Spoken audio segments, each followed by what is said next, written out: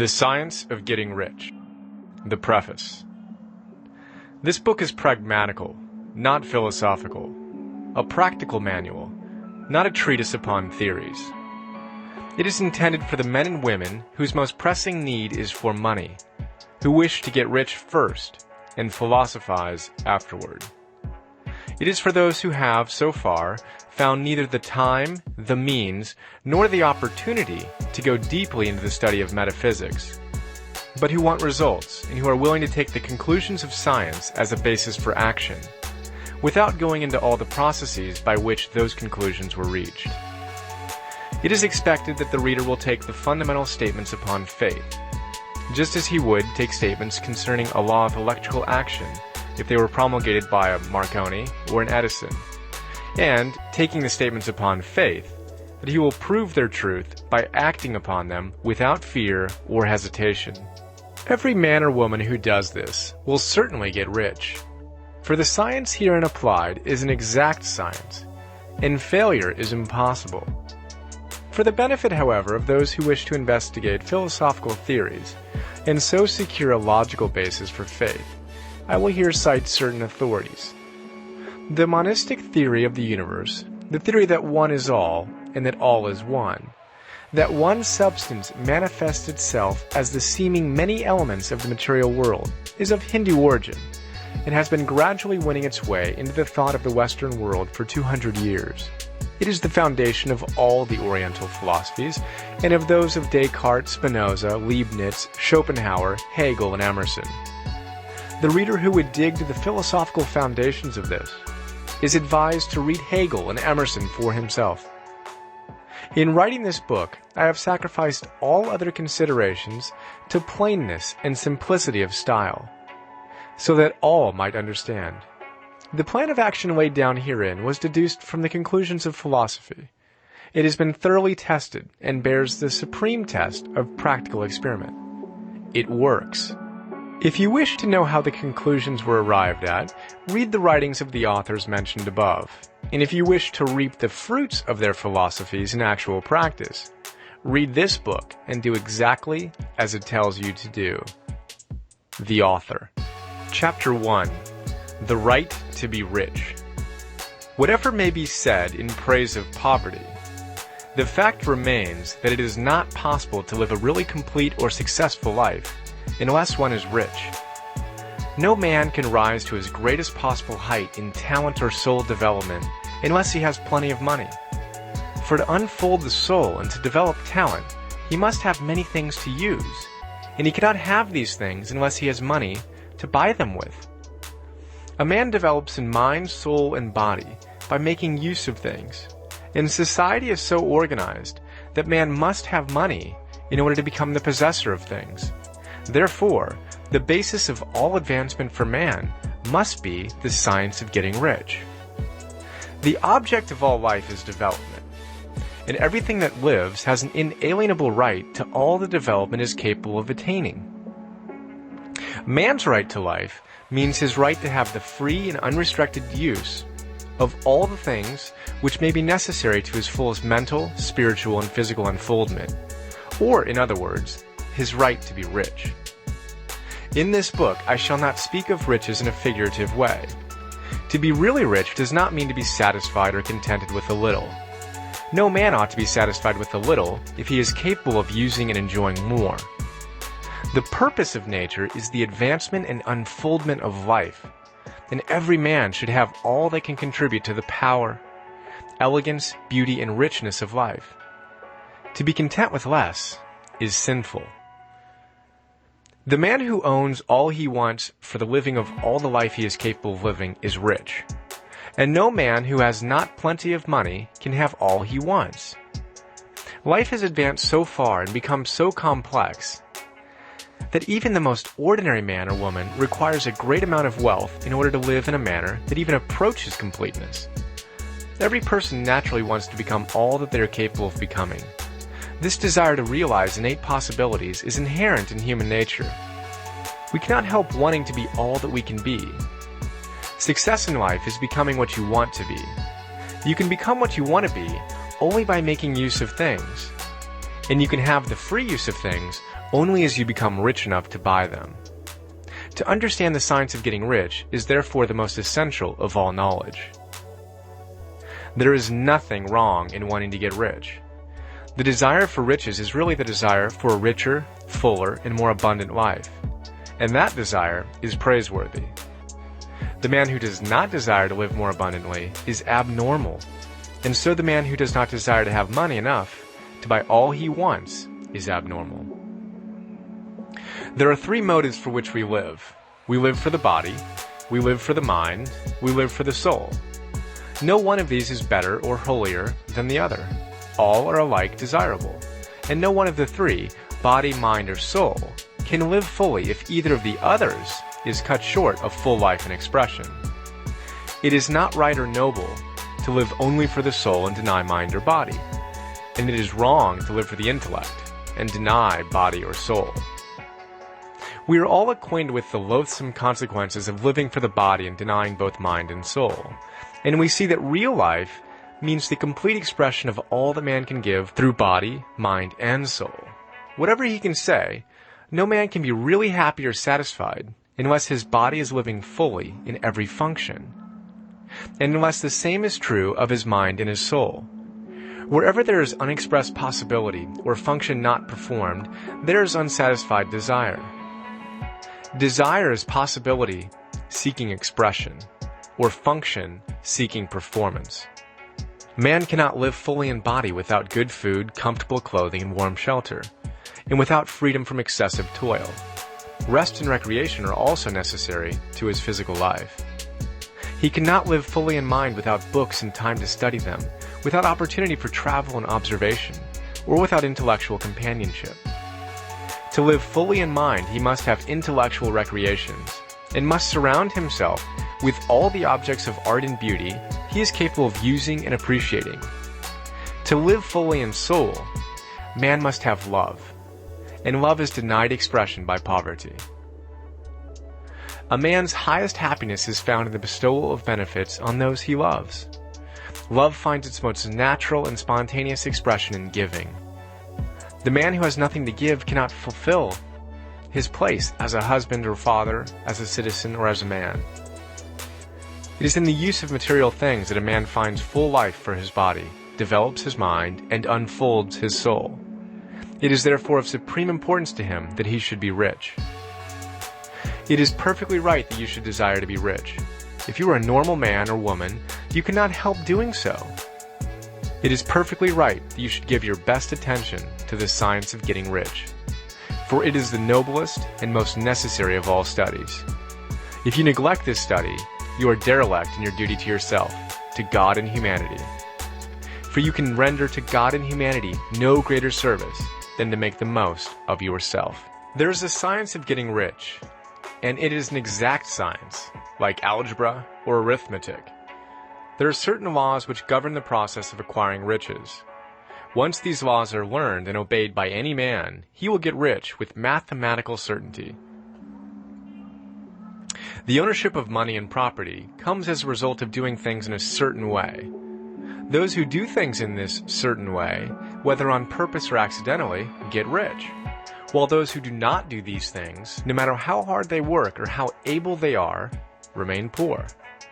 It is a natural law that like causes always produce like effects, and therefore any man or woman who learns to do things in this certain way will infallibly get rich. That the above statement is true is shown by the following facts. Getting rich is not a matter of environment, for if it were, all the people in certain neighborhoods would become wealthy. The people of one city would all be rich, while those of other towns would all be poor. Or the inhabitants of one state would roll in wealth, while those of an adjoining state would be in poverty. But everywhere we see rich and poor living side by side, in the same environment, and often engaged in the same vocations. When two men are in the same locality, and in the same business, and one gets rich while the other remains poor, it shows that getting rich is not, primarily, a matter of environment. Some environments may be more favorable than others, but when two men in the same business are in the same neighborhood, and one gets rich while the other fails, it indicates that getting rich is the result of doing things in a certain way. And further, The ability to do things in this certain way is not due solely to the possession of talent. For many people who have great talent remain poor, while others who have very little talent get rich. Studying the people who have gotten rich, we find that they are an average lot in all respects, having no greater talents and abilities than other men. It is evident that they do not get rich because they possess talents and abilities that other men have not, but because they happen to do things in a certain way. Getting rich is not the result of saving or thrift. Many very penurious people are poor, while free spenders often get rich. Nor is getting rich due to doing things which others fail to do. For two men in the same business often do almost exactly the same things, and one gets rich while the other remains poor or becomes bankrupt. From all these things, we must come to the conclusion that getting rich is the result of doing things in a certain way. If getting rich is the result of doing things in a certain way, and if like causes always produce like effects, then any man or woman who can do things in that way can become rich. And the whole matter is brought within the domain of exact science. The question arises here, whether this certain way may not be so difficult that only a few may follow it. This cannot be true, as we have seen so far as natural ability is concerned. Talented people get rich, and blockheads get rich. Intellectually brilliant people get rich, and very stupid people get rich. Physically strong people get rich, and weak and sickly people get rich. Some degree of ability to think and understand is, of course, essential. But insofar natural ability is concerned, any man or woman who has sense enough to read and understand these words can certainly get rich. Also, we have seen that it is not a matter of environment. Location counts for something. One would not go to the heart of the Sahara and expect to do successful business. Getting rich involves the necessity of dealing with men, and of being where there are people to deal with. And if these people are inclined to deal in the way you want to deal, so much the better. But that is about as far as environment goes. If anybody else in your town can get rich, so can you. And if anybody else in your state can get rich, so can you. Again, it is not a matter of choosing some particular business or profession. People get rich in every business and in every profession, while their next-door neighbors in the same vocation remain in poverty. It is true that you will do best in a business which you like and which is congenial to you. And if you have certain talents which are well developed, you will do best in a business which calls for the exercise of those talents. Also, you will do best in a business which is suited to your locality. An ice cream parlor would do better in a warm climate than in Greenland, and a salmon fishery would succeed better in the Northwest than in Florida, where there are no salmon. But aside from these general limitations, getting rich is not dependent upon your engaging in some particular business, but upon your learning to do things in a certain way. If you are now in business, and anybody else in your locality is getting rich in the same business, while you are not getting rich, it is because you are not doing things in the same way that the other person is doing them. No one is prevented from getting rich by lack of capital. True, as you get capital, the increase becomes more easy and rapid. But one who has capital is already rich, and does not need to consider how to become so. No matter how poor you may be, if you begin to do things in a certain way, you will begin to get rich, and you will begin to have capital. The getting of capital is a part of the process of getting rich, and it is a part of the result which invariably follows the doing of things in a certain way. You may be the poorest man on the continent and be deeply in debt. You may have neither friends, influence, nor resources. But if you begin to do things in this way, you must infallibly begin to get rich, for like causes must produce like effects. If you have no capital, you can get capital.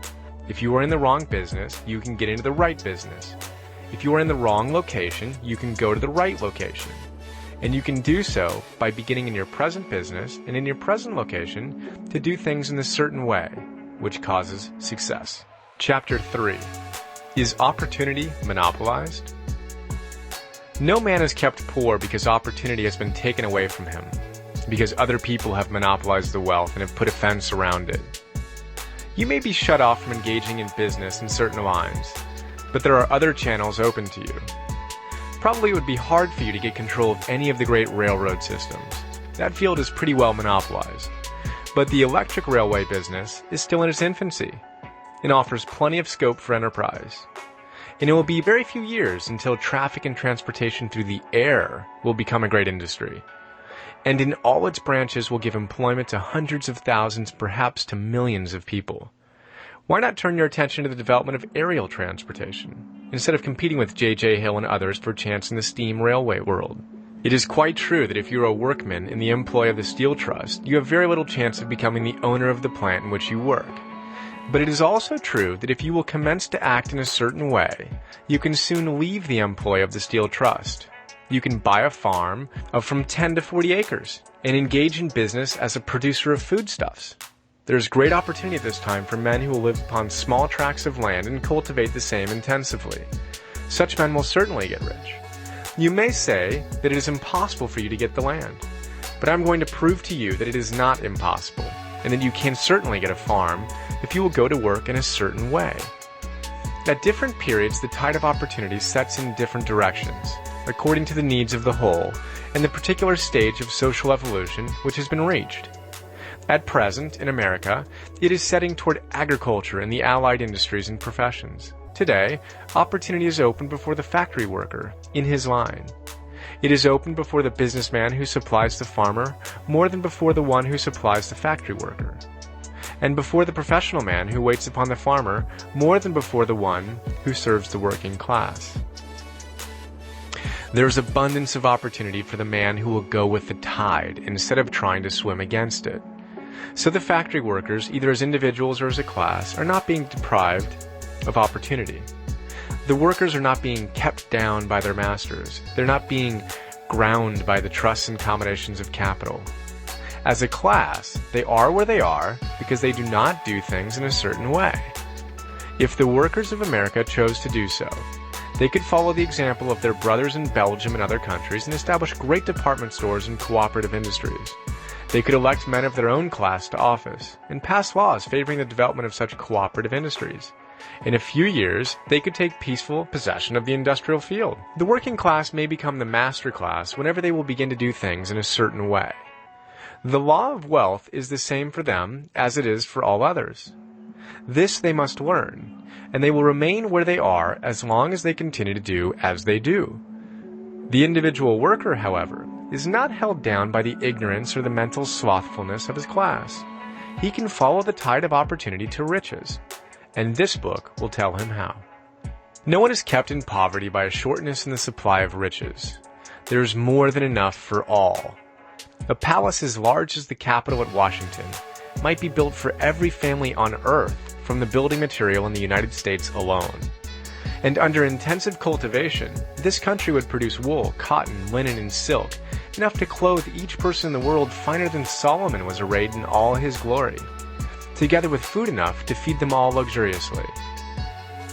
The visible supply is practically inexhaustible, and the invisible supply really is inexhaustible. Everything you see on earth is made from one original substance, out of which all things proceed. New forms are constantly being made, and older ones are dissolving, but all are shapes assumed by one thing. There is no limit to the supply of formless stuff or original substance. The universe is made out of it, but it was not all used in making the universe. The spaces in, through, and between the forms of the visible universe are permeated and filled with the original substance, with the formless stuff, with the raw material of all things. 10,000 times as much as has been made might still be made. And even then we should not have exhausted the supply of universal raw material. No man, therefore, is poor because nature is poor, or because there is not enough to go around. Nature is an inexhaustible storehouse of riches. The supply will never run short. Original substance is alive with creative energy and is constantly producing more forms. When the supply of building material is exhausted, more will be produced. When the soil is exhausted so that foodstuffs and materials for clothing will no longer grow upon it, it'll be renewed, or more soil will be made. When all the gold and silver has been dug from the earth, if man is still in such a stage of social development that he needs gold and silver, more will be produced from the formless. The formless stuff responds to the needs of man. It will not let him be without any good thing. This is true of man collectively. The race as a whole is always abundantly rich, and if individuals are poor, it is because they do not follow the certain way of doing things, which makes the individual man rich. The formless stuff is intelligent. It is stuff which thinks. It is alive and is always impelled toward more life. It is the natural and inherent impulse of life to seek to live more. It is the nature of intelligence to enlarge itself, and of consciousness to seek to extend its boundaries and find fuller expression. The universe of forms has been made by formless living substance, throwing itself into form in order to express itself more fully. The universe is a great living presence, always moving inherently toward more life and fuller functioning. Nature is formed for the advancement of life. Its impelling motive is the increase of life. For this cause, everything which can possibly minister to life is bountifully provided. There can be no lack unless God is to contradict himself and nullify his own works. You are not kept poor by lack in the supply of riches. It is a fact which I shall demonstrate a little farther on, that even the resources of the formless supply are at the command of the man or woman who will act and think in a certain way. Chapter 4. The first principle in the science of getting rich. Thought is the only power which can produce tangible riches from the formless substance. The stuff from which all things are made is a substance which thinks, and a thought of form in this substance produces the form. Original substance moves according to its thoughts. Every form and process you see in nature is the visible expression of a thought in original substance. As the formless stuff thinks of a form, it takes that form. As it thinks of a motion, it makes that motion. That is the way all things were created. We live in a thought world, which is part of a thought universe. The thought of a moving universe extended throughout formless substance, and the thinking stuff, moving according to that thought, took the form of systems of planets and maintains that form.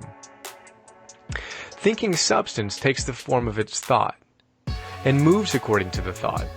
Holding the idea of a circling system of suns and worlds, it takes the form of these bodies and moves them as it thinks. Thinking the form of a slow-growing oak tree, it moves accordingly and produces the tree, though centuries may be required to do the work. In creating, the formless seems to move according to the lines of motion it has established. The thought of an oak tree does not cause the instant formation of a full-grown tree, but it does start in motion the forces which will produce the tree, along with established lines of growth.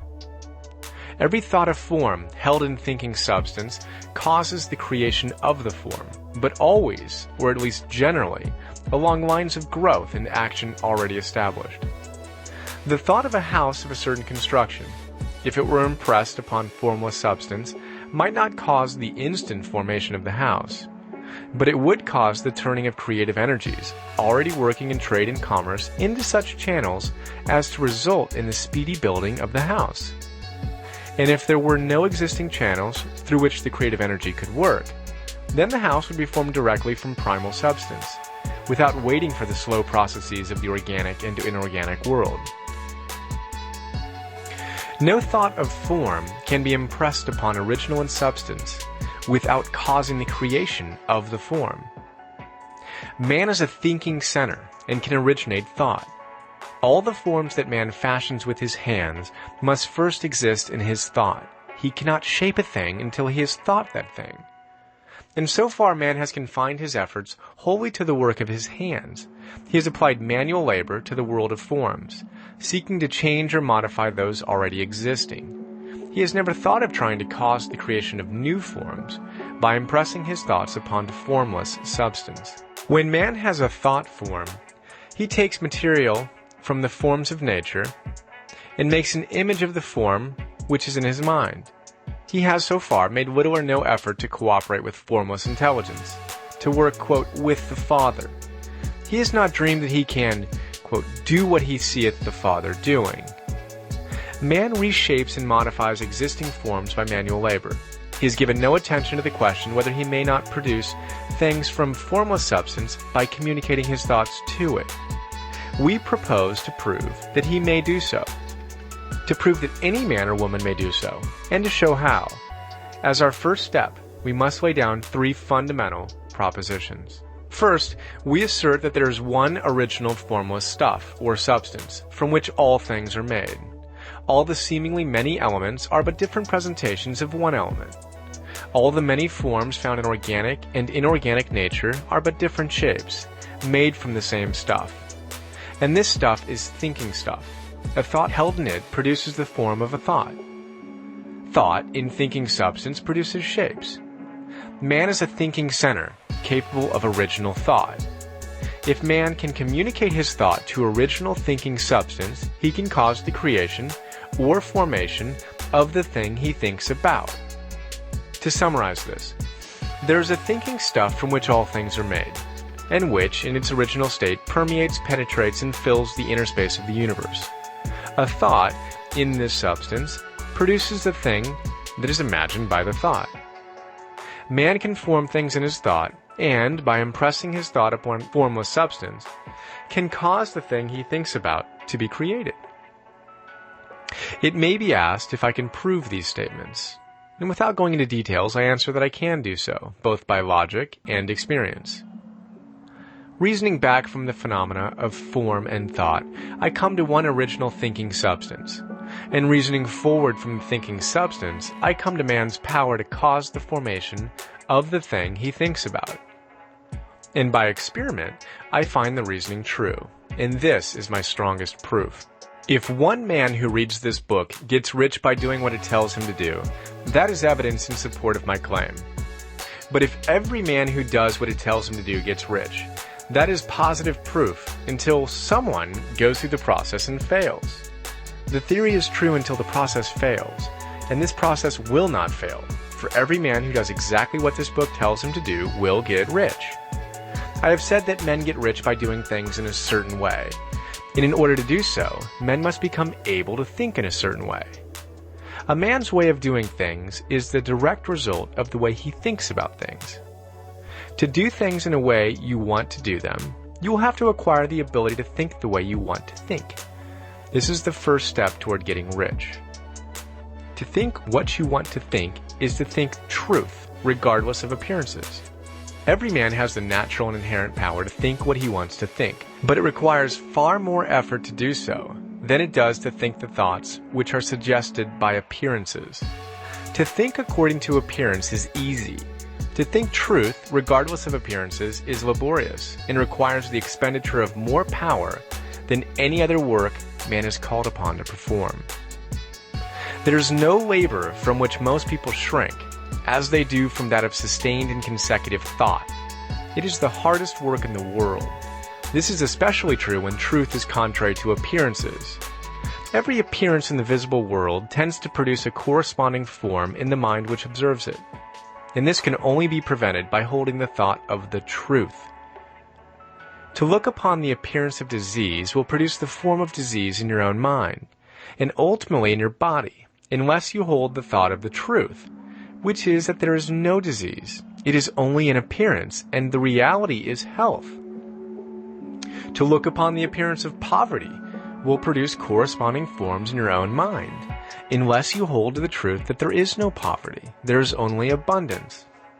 To think health when surrounded by the appearance of disease, or to think riches when in the midst of the appearances of poverty, requires power. But he who acquires the power becomes a master mind. He can conquer fate. He can have what he wants.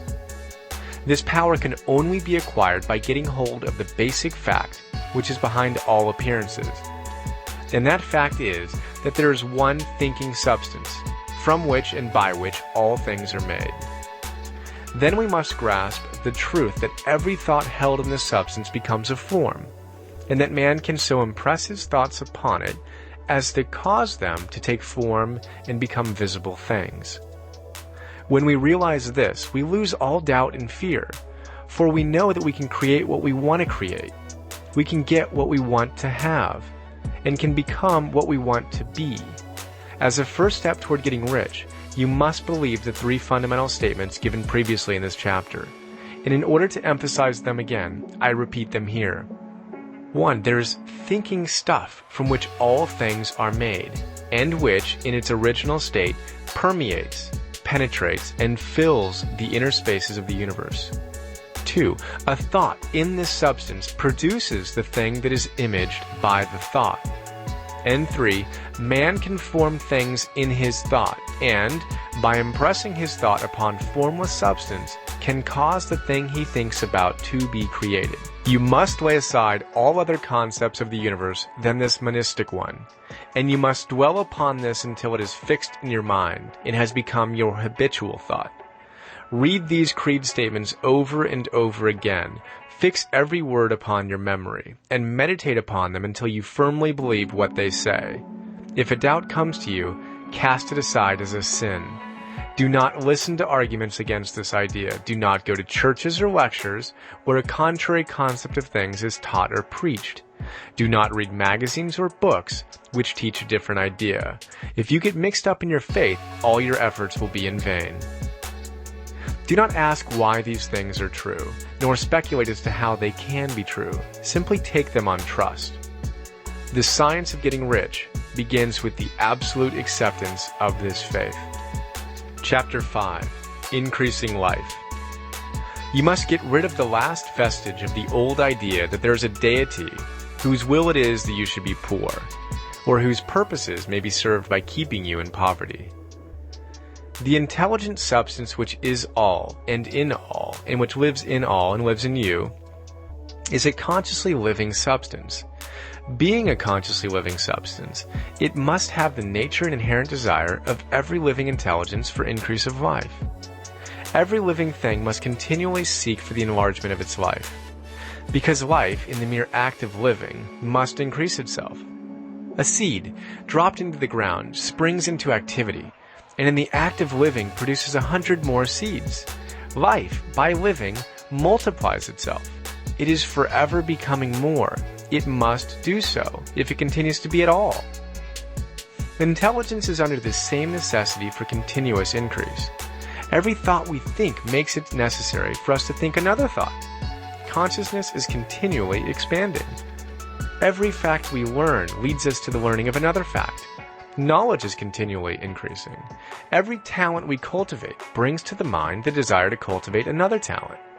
We are subject to the urge of life, seeking expression, which ever drives us on to know more, to do more, and to be more. In order to know more, do more, and be more, we must have more. We must have things to use, for we learn and do and become only by using things. We must get rich so that we can live more. The desire for riches is simply the capacity for larger life-seeking fulfillment. Every desire is the effort of an unexpressed possibility to come into action. It is power seeking to manifest which causes desire. That which makes you want more money is the same as that which makes the plant grow. It is life seeking fuller expression. The one living substance must be subject to this inherent law of all life. It is permeated with the desire to live more. That is why it is under the necessity of creating things. The one substance desires to live more in you, hence it wants to have all the things you can use. It is the desire of God that you should get rich. He wants you to get rich because he can express himself better through you if you have plenty of things to use in giving him expression. He can live more in you if you have unlimited command of the means of life. The universe desires you to have everything you want to have. Nature is friendly to your plans. Everything is naturally for you. Make up your mind that this is true. It is essential, however, that your purpose should harmonize with the purpose that is in all. You must want real life, not mere pleasure or sensual gratification. Life is the performance of function, and the individual really lives only when he performs every function, physical, mental, and spiritual, of which he is capable, without excess in any. You do not want to get rich in order to live swinishly, for the gratification of animal desires. That is not life. But the performance of every physical function is a part of life. and no one lives completely who denies the impulses of the body a normal and healthful expression. You do not want to get rich solely to enjoy mental pleasures, to get knowledge, to gratify ambition, to outshine others, to be famous. All these are a legitimate part of life, but the man who lives for the pleasures of the intellect alone will only have a partial life, and will never be satisfied with his lot. You do not want to get rich solely for the good of others, to lose yourself for the salvation of mankind, to experience the joys of philanthropy and sacrifice. The joys of the soul are only a part of life, and they are no better or nobler than any other part. You want to get rich in order that you may eat, drink, and be merry when it is time to do these things, in order that you may surround yourself with beautiful things, see distant lands, feed your mind, and develop your intellect, in order that you may love men and do kind things, and be able to play a good part in helping the world to find truth. But remember that extreme altruism is no better and no nobler than extreme selfishness. Both are mistakes. Get rid of the idea that God wants you to sacrifice yourself for others, and that you can secure His favor by doing so. God requires nothing of the kind. What He wants is that you should make the most of yourself, and for others. And you can help others more by making the most of yourself than in any other way. You can make the most of yourself only by getting rich. So it is right and praiseworthy that you should give your first and best thought to the work of acquiring wealth. Remember, however, that the desire of substance is for all, and its movements must be for more life to all. It cannot be made to work for less life to any, because it is equally in all, seeking riches in life. Intelligent substance will make things for you, but it will not take things away from someone else and give them to you. You must get rid of the thought of competition. You are to create, not to compete for what is already created. You do not have to take anything away from anyone. You do not have to drive sharp bargains. You do not have to cheat or to take advantage. You do not need to let any man work for you for less than he earns. You do not have to covet the property of others, or to look at it with wishful eyes. No man has anything of which you cannot have the like, and that without taking what he has away from him. You are to become a creator, not a competitor. You are going to get what you want, but in such a way that when you get it, every other man will have more than he has now. I am aware that there are men who get a vast amount of money by proceeding in direct opposition to the statements in the paragraph above, and may add a word of explanation here. Men of the plutocratic type, who become very rich, do so sometimes purely by the extraordinary ability on the plane of competition, and sometimes they unconsciously relate themselves to substance in its great purposes and movements for the general racial upbuilding through industrial evolution. Rockefeller, Carnegie, Morgan, et al. Have been the unconscious agents of the Supreme in the necessary work of systematizing and organizing productive industry. And in the end, their work will contribute immensely toward increased life for all. Their day is nearly over. They have organized production and will soon be succeeded by the agents of the multitude, who will organize the machinery of distribution. The multimillionaires are like the monster reptiles of the prehistoric eras. They play a necessary part in the evolutionary process. But the same power which produced them will dispose of them, and it is well to bear in mind that they have never been really rich. A record of the private lives of most of this class will show that they have been really some of the most abject and wretched of the poor. Riches secured on the competitive plane are never satisfactory and permanent. They are yours today and another's tomorrow. Remember, if you are to become rich in a scientific and certain way, you must rise entirely out of the competitive thought. You must never think for a moment that the supply is limited. Just as soon as you begin to think that all the money is being cornered and controlled by bankers and others, and that you must exert yourself to get laws passed to stop this process and so on, in that moment, you drop into the competitive mind, and your power to cause creation is gone for the time being. And what is worse, you will probably arrest the creative movements you have already instituted. Know that there are countless millions of dollars worth of gold in the mountains of the earth, not yet brought to light. And know that if there were not, more would be created from thinking substance to supply your needs. Know that the money you need will come, even if it is necessary for 1,000 men to be led to the discovery of new gold mines tomorrow. Never look at the visible supply. Look always at the limitless riches in formless substance, and know that they are coming to you as fast as you can receive and use them. Nobody, by cornering the visible supply, can prevent you from getting what is yours. So never allow yourself to think for an instant that all the best building spots will be taken before you get ready to build your house unless you hurry. Never worry about the trusts and combines and get anxious for fear they will soon come to own the whole earth. Never get afraid that you will lose what you want because some other person beats you to it. That cannot possibly happen. You are not seeking anything that is possessed by anybody else. You are causing what you want to be created from formless substance, and the supply is without limits. Stick to the formulated statement. There is a thinking stuff from which all things are made, and which, in its original state, permeates, penetrates, and fills the inner spaces of the universe.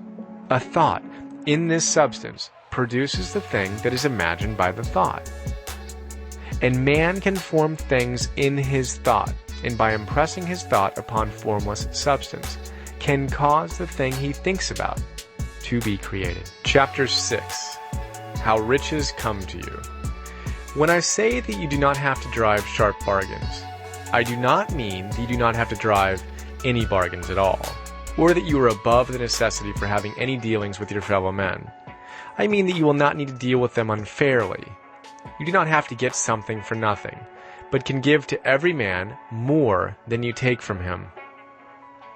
You cannot give every man more in cash market value than you take from him, but you can give him more in use value than the cash value of the thing you take from him. The paper, ink, and other material in this book may not be worth the money you pay for it, but if the ideas suggested by it bring you thousands of dollars, you have not been wronged by those who sold it to you. They have given you a great use value for a small cash value. Let us suppose that I own a picture by one of the great artists, which in any civilized community is worth thousands of dollars. I take it to Baffin Ray, and by salesmanship, induce an Eskimo to give a bundle of furs worth $500 for it. I have really wronged him, for he has no use for the picture. It has no use value to him. It will not add to his life. But suppose I give him a gun worth $50 for his furs. Then he has made a good bargain. He has use for the gun. It will give him many more furs and much food. It will add to his life in every way. It will make him rich. When you rise from the competitive to the creative plane, you can scan your business transactions very strictly, and if you are selling any man anything which does not add more to his life than the thing he gives you in exchange, you can afford to stop it. You do not have to beat anybody in business, and if you are in a business which does beat people, get out of it at once. Give every man more in use value than you take from him in cash value. Then you are adding to the life of the world by every business transaction. If you have people working for you, you must take from them more in cash value than you pay them in wages. But you can so organize your business that it will be filled with the principle of advancement, and so that each employee who wishes to do so may advance a little every day. You can make your business do for your employees what this book is doing for you. You can so conduct your business that it will be a sort of ladder by which every employee who will take the trouble may climb to riches himself. And given the opportunity, if you will not do so, it is not your fault. And finally, because you are to cause the creation of your riches from formless substance which permeates all your environment, it does not follow that they are to take shape from the atmosphere and come into being before your eyes. If you want a sewing machine, for instance, I do not mean to tell you that you are to impress the thought of a sewing machine on thinking substance until the machine is formed without hands, in the room where you sit or elsewhere. But if you want a sewing machine, hold the mental image of it with the most positive certainty that it is being made, or is on its way to you. Once forming the thought, have the most absolute and unquestioning faith that the sewing machine is coming. Never think of it or speak of it in any other way than as being sure to arrive. Claim it as already yours. It will be brought to you by the power of the supreme intelligence, acting upon the minds of men. If you live in Maine, it may be that a man will be brought from Texas or Japan to engage in some transaction which will result in your getting what you want. If so, the whole matter will be as much to that man's advantage as it is to yours. Do not forget for a moment that the thinking substance is through all, in all, communicating with all, and can influence all. The desire of thinking substance for fuller life and better living has caused the creation of all the sewing machines already made, and it can cause the creation of millions more, and will, whenever men set it in motion by desire and faith, and by acting in a certain way.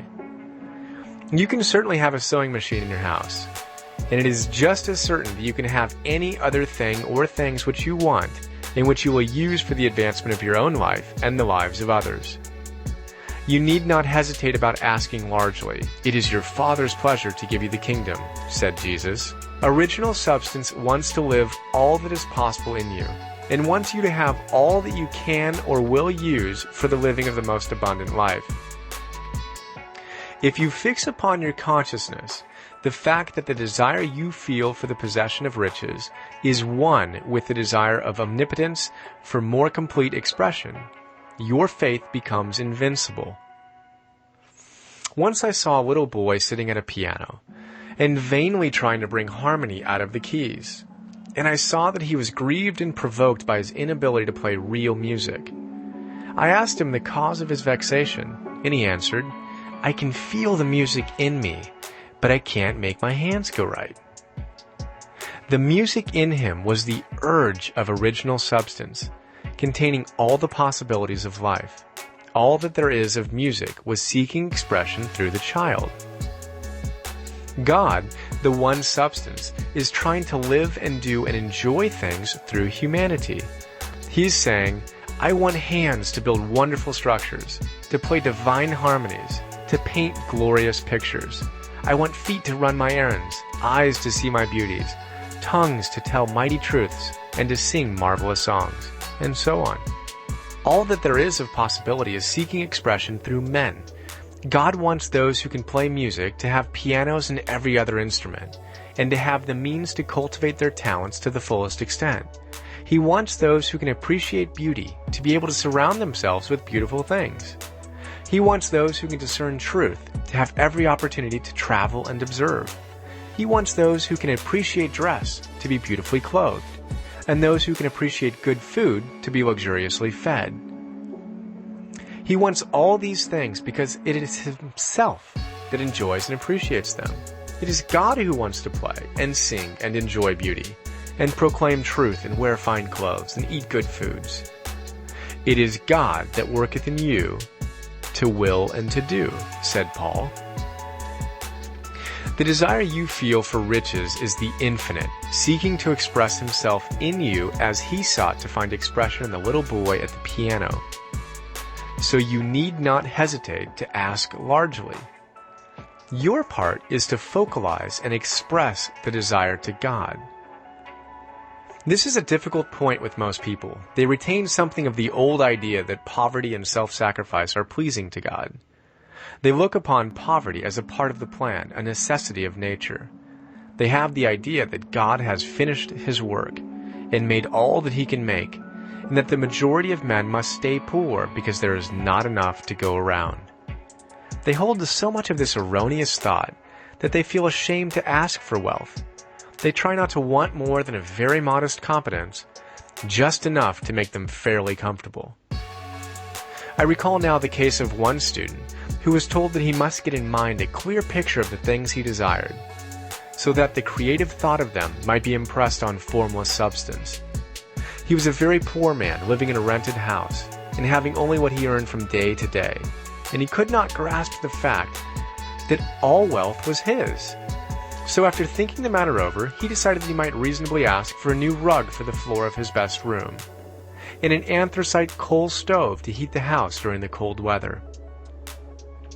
Following the instructions given in this book, he obtained these things in a few months, and then it dawned upon him that he had not asked enough. He went through the house in which he lived and planned all the improvements he would like to make in it. He mentally added a bay window here and a room there until it was complete in his mind as his ideal home, and then he planned its furnishings. Holding the whole picture in his mind, he began living in this certain way, and moving toward what he wanted. and he owns the house now, and is rebuilding it after the form of his mental image. And now, with still larger faith, he is going on to get greater things. And it has been unto him according to his faith. Chapter 7. Gratitude. The illustrations given in the last chapter will have conveyed to the reader the fact that the first step toward getting rich is to convey the idea of your wants to the formless substance. This is true, and you will see that in order to do so it becomes necessary to relate yourself to the formless intelligence in a harmonious way. To secure this harmonious relation is a matter of such primary and vital importance that I shall give you some space to its discussion here, and give you instructions which, if you will follow them, will be certain to bring you into the perfect unity of mind with God. The whole process of mental adjustment and atonement can be summed up in one word: gratitude. First, you believe that there is one intelligent substance from which all things proceed. Second, you believe that this substance gives you everything you desire. And third, you relate yourself to it by a feeling of deep and profound gratitude. Many people who order their lives rightly in all other ways are kept in poverty by their lack of gratitude. Having received one gift from God, they cut the wires which connect them with Him by failing to make acknowledgement. It is easy to understand that the nearer we live to the source of wealth, the more wealth we shall receive. And it is easy also to understand that the soul that is always grateful lives in closer touch with God than the one which never looks to Him in thankful acknowledgement. The more gratefully we fix our minds on the Supreme when good things come to us, the more good things we will receive, and the more rapidly they will come. And the reason simply is that the mental attitude of gratitude draws the mind into closer touch with the source from which the blessings come. If it is a new thought to you that gratitude brings your whole mind into closer harmony with the creative energies of the universe, consider it well, and you will see that it is true. The good things you already have come to you along the lines of obedience to certain laws. Gratitude will lead your mind out along the ways by which things come, and it will keep you in close harmony with creative thought and prevent you from falling into competitive thought. Gratitude alone can keep you looking toward the all and prevent you from falling into the error of thinking of the supply as limited. And to do that would be fatal to your hopes. There is a law of gratitude, and it is absolutely necessary that you should observe the law if you are to get the results you seek. The law of gratitude is the nature principle, that action and reaction are always equal and in opposite directions.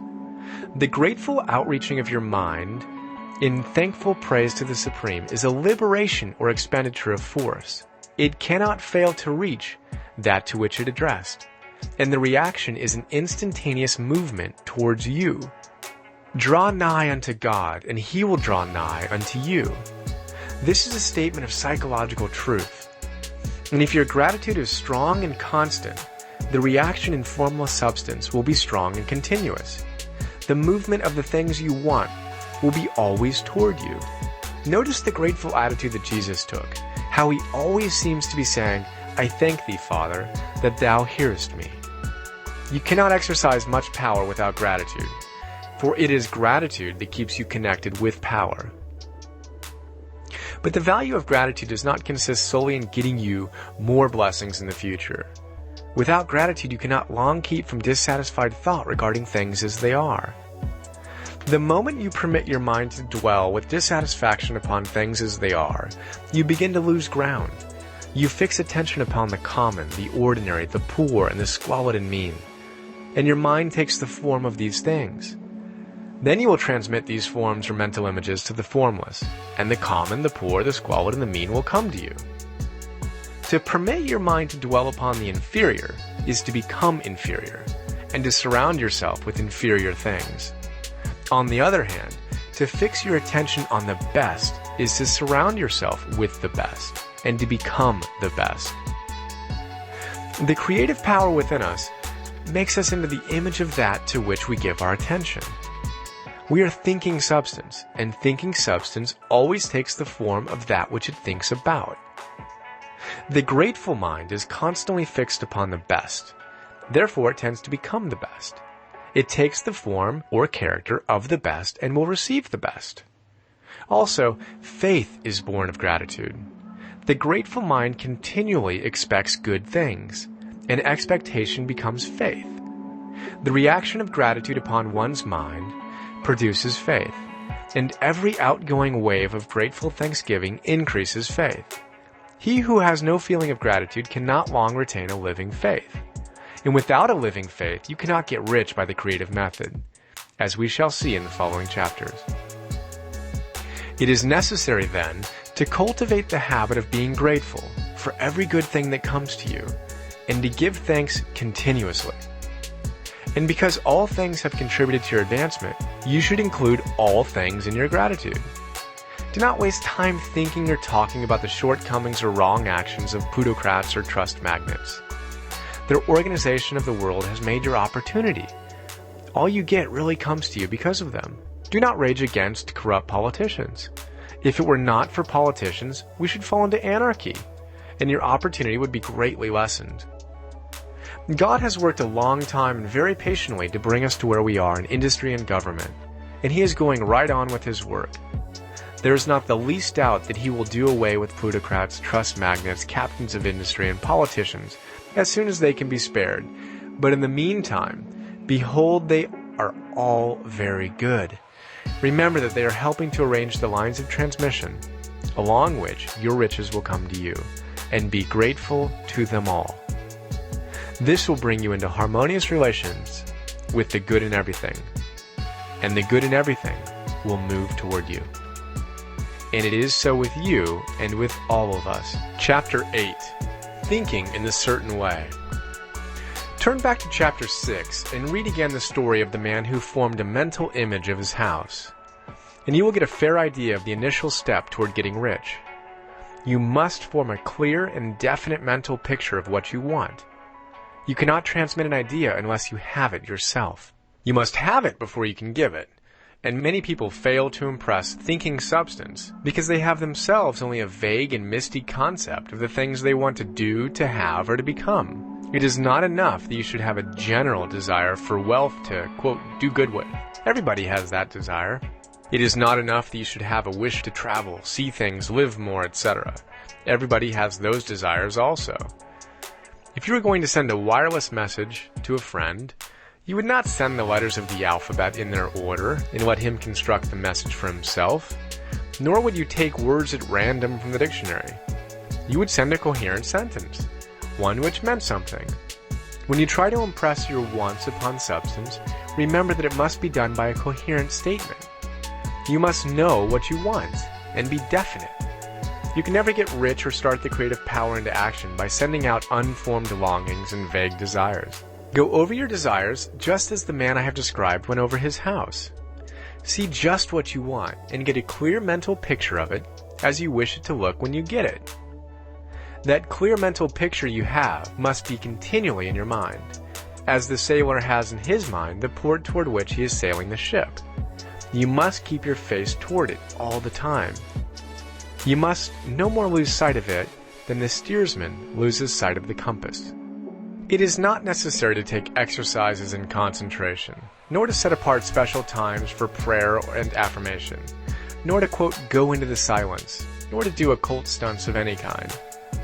These things are well enough, but all you need is to know what you want, and to want it badly enough so that it will stay in your thoughts. Spend as much of your leisure time as you can in contemplating your picture. But no one needs to take exercises to concentrate his mind on a thing which he really wants.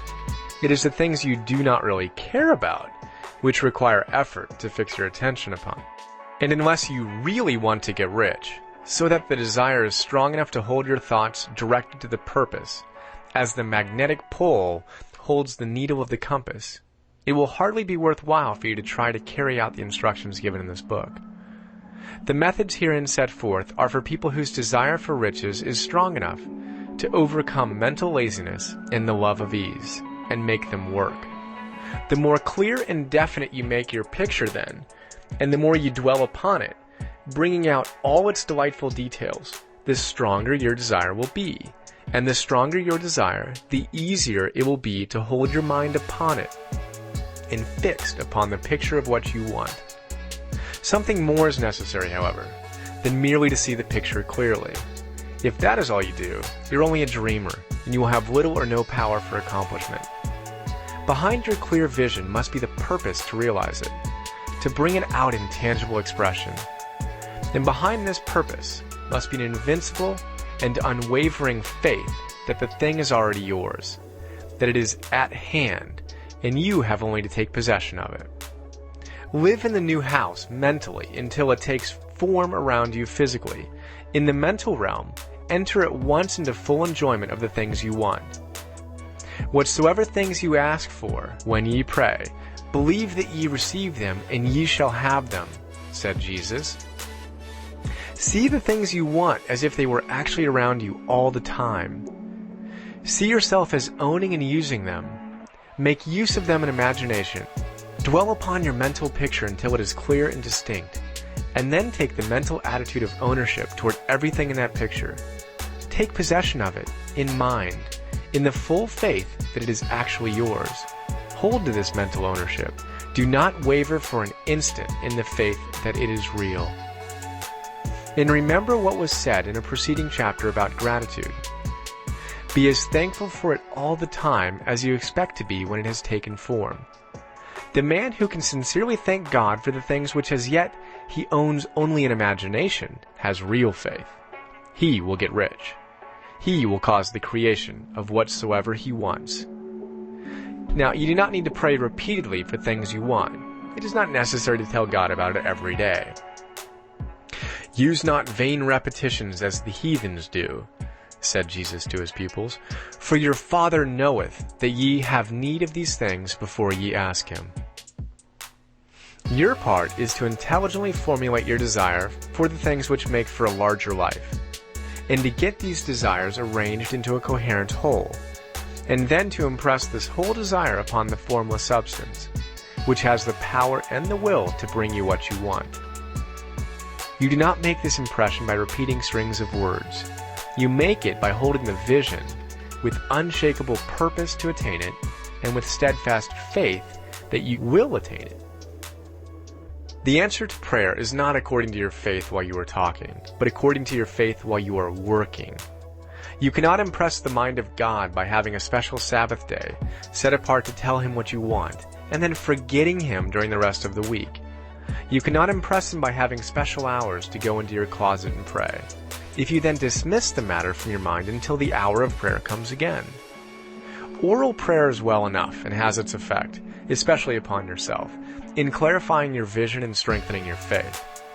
But it is not your oral petitions which get you what you want. In order to get rich, you do not need a sweet hour of prayer. You need to pray without ceasing.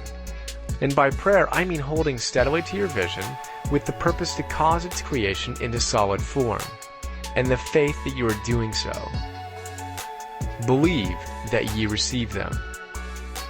The whole matter turns on receiving, once you have clearly formed your vision. When you have formed it, it is well to make an oral statement addressing the supreme and reverent prayer, and from that moment you must, in mind, receive what you ask for. Live in the new house. Wear the fine clothes, ride in the automobile, go on the journey, and confidently plan for greater journeys. Think and speak of all the things you have asked for in terms of actual present ownership. Imagine an environment and a financial condition exactly as you want them, and live all the time in that imaginary environment and financial condition. Mind, however, that you do not do this as a mere dreamer and castle builder. Hold to the faith that the imaginary is being realized, and to the purpose to realize it. Remember that it is faith and purpose in the use of the imagination which make the difference between the scientist and the dreamer. And having learned this fact, it is here that you must learn the proper use of the will. Chapter 9. How to use the will. To set about getting rich in a scientific way, you do not try to apply your willpower to anything outside of yourself. You have no right to do so anyway. It is wrong to apply your will to other men and women in order to get them to do what you wish done. It is as flagrantly wrong to coerce people by mental power as it is to coerce them by physical power.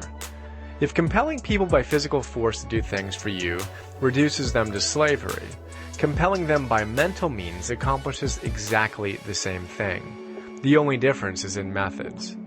If taking things from people by physical force is robbery, then taking things by mental force is robbery also. There is no difference in principle. You have no right to use your willpower upon another person, even if for his own good, for you do not know what is for his good. The science of getting rich does not require you to apply power or force to any person in any way whatsoever. There is not the slightest necessity for doing so. Indeed, any attempt to use your will upon others will only tend to defeat your purpose. You do not need to apply your will to things in order to compel them to come to you. That would simply be trying to coerce God. It would be foolish and useless, as well as irreverent.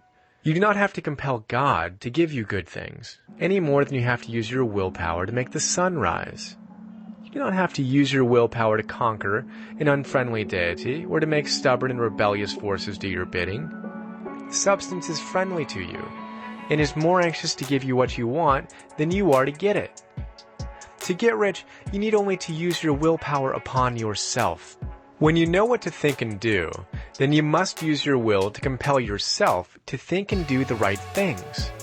That is the legitimate use of the will in getting what you want, to use it in holding yourself to the right course.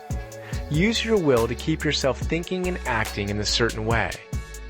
Do not try to project your will or your thoughts or your mind out into space to act on things or people. Keep your mind at home. You can accomplish more there than elsewhere. Use your mind to form a mental image of what you want, and to hold that vision with faith and purpose, and use your will to keep your mind working in the right way. The more steady and continuous your faith and purpose, the more rapidly you will get rich, because you will make only positive impressions upon substance, and you will not neutralize or offset them by negative impressions. The picture of your desires, held with faith and purpose, is taken up by the formless, and permeates it to great distances, throughout the universe for all I know. As this impression spreads, all things are set moving towards its realization. Every living thing, every inanimate thing, and the things yet uncreated are stirred toward bringing it into being. All force begins to be exerted in that direction. All things begin to move toward you. The minds of people everywhere are influenced toward doing the things necessary to the fulfilling of your desires, and they work for you unconsciously. But you can check all this by starting a negative impression in the formless substance. Doubt or unbelief is as certain to start a movement away from you as faith and purpose are to start one toward you. It is by not understanding this that most people who try to make use of, quote, mental science in getting rich make their failure. Every hour and moment you spend in giving heed to doubts and fears, every hour you spend in worry, every hour in which your soul is possessed by unbelief, sets a current away from you in the whole domain of intelligent substance. All the promises are unto them that believe, and unto them only. Notice how insistent Jesus was upon this point of belief, and now you know the reason why. Since belief is all important, it behooves you to guard your thoughts. And as your beliefs will be shaped to a very great extent by the things you observe and think about, it is important that you should command your attention. And here, the will comes into use. For it is by your will that you determine upon what things your attention shall be fixed. If you want to become rich, you must not make a study of poverty. Things are not brought into being by thinking about their opposites. Health is never to be attained by studying disease and thinking about disease. Righteousness is not to be promoted by studying sin and thinking about sin. And no one ever got rich by studying poverty and thinking about poverty. Medicine as a science of disease has increased the disease. Religion as a science of sin has promoted sin, and economics as a study of poverty will fill the world with wretchedness and want. Do not talk about poverty. Do not investigate it or concern yourself with it. Never mind what its causes are. You have nothing to do with them. What concerns you is the cure. Do not spend your time in charitable work or charity movements. All charity only tends to perpetuate the wretchedness it aims to eradicate. I do not say that you should be hard-hearted or unkind and refuse to hear the cry of need, but you must not try to eradicate poverty in any of the conventional ways. Put poverty behind you, and put all that pertains to it behind you, and make good. Get rich. That is the best way you can help the poor. And you cannot hold the mental image which is to make you rich if you fill your mind with pictures of poverty.